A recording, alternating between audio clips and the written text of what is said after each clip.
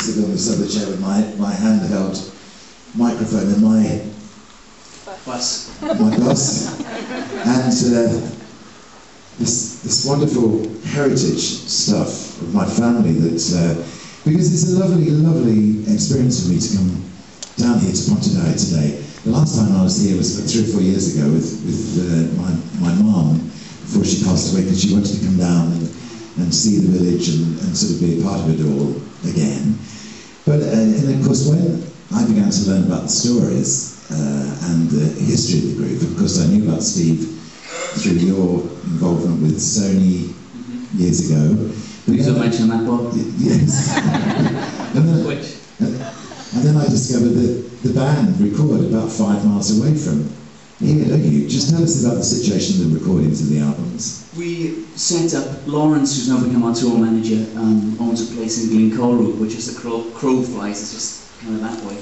And we set up, he's got an old converted cinema, and some of the rooms again are about as big as this. And when we first got the band together, we set up in his place, and we said we'd only be there for a couple of weeks, and we turned up, set our stuff up and stayed for a year, drunk the bar dry. Yes. And had great fun, and kind of we've taken the sound of the record, the first Rec Stories album, we've taken it all around the world, and played it in Stadia, and of course supported Elton John and done all these fantastic things. So a little part of Wales and Glencorru has been ringing out in these huge kind of arenas and stuff, so it's just been an amazing experience.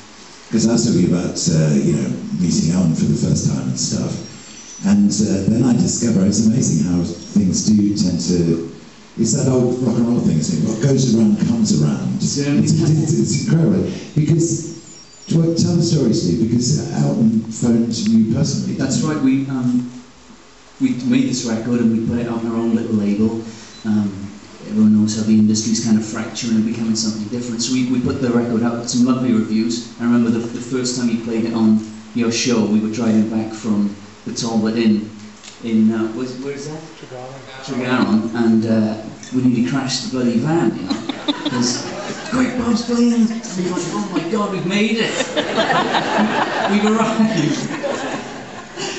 But then a couple of weeks later, I'm at home and John, the manager, rings and says, don't leave the house because Elton John's going to ring you in 10 minutes. And of course there was much swearing and this can't be true. And 10 minutes later Elton gets on the phone and I was listening to you, Bob, and it was, apart from one incredible story you've got, what you said about Elton is absolutely true. He remembers people who helped him way back when, yourself, and he knows how hard it is to be a musician, struggling, trying to get a break, and he really does stick his neck out, and he did for us. It's just absolutely amazing. I managed to get on Drive Time every now and again. It's become a bit of a tradition now for me to do Drive Time at Christmas time. And last year with Long Hard Road, Steve would give me a copy of Long Hard Road a bit ahead of time. At the party, actually. Yeah, that's right. And I played it on Drive Time. The reaction to it was just incredible. Yeah. People love the stories. They do, and we're just going to keep on doing what we're doing. We're starting recording on Monday with Tim Hamill, who's here tonight. He's got a lovely studio down just near Swansea. So we're going to start making new material and start doing that. But I must say this, Bob. If you don't get some sort of MB for your services to music, I'm going to go up to Buckingham Palace and show you the back of my hand. Because the time you know to get services to music, come on. Come on, Bob. It's true. It's going to happen. I was thinking when I was telling that story about my grandmom, Mungie, cuffing me around the head and saying, you're never amount to doing any of this, because she was absolutely right. Yeah. But Bob, come on. But it's been, for me, this experience of coming back to Pontardawe tonight, it's been, well, it's kind of an emotional experience. It's been absolutely wonderful, and you've been terrific and so attentive and listening to my ramblings and stuff. But I just want to say thank you very much from me personally for being here tonight and making my evening extremely special. And we're going to kind of recreate, really, the moment. We haven't got Robert with us tonight. Oh. But I'm just going to tell my version of that story. Bob Bob said, it's a 60s kind of theme night, you've got to dress up. So I get my leather trousers on, a couple of pairs of socks down the front, down the back. Get the mullet sorted out, go to the bar to get a Guinness, dressed as Robert Plant, and he was at the bar getting a Guinness, and I was like, holy shit! And he said, yeah, good singing. Well, I was like, okay. It's amazing. Thank you, Bob, for that. Mark Lamar was the one of the compères of the evening, and I felt really bad about it actually, because the one person I'd forgotten to tell that we're all in 60s gear was Mark. The same, he was all right.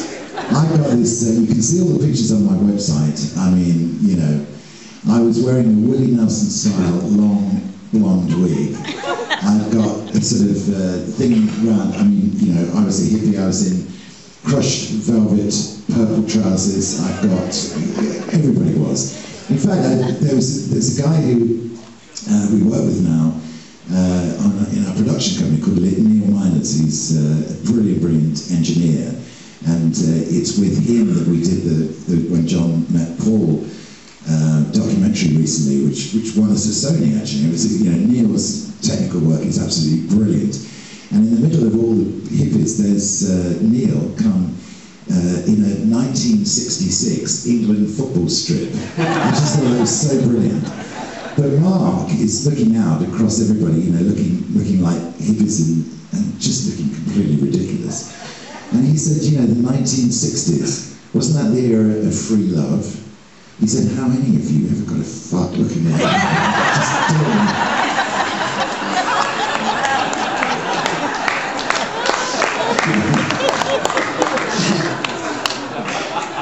And we got kicked out of the party, but we can't actually talk about that. No. Well, it was the 60s party. I'm going to so I make room for the band here. It's difficult picking up a drink and holding a microphone and so, but ladies and gentlemen, if you could, just give a really huge round of applause for the Stories.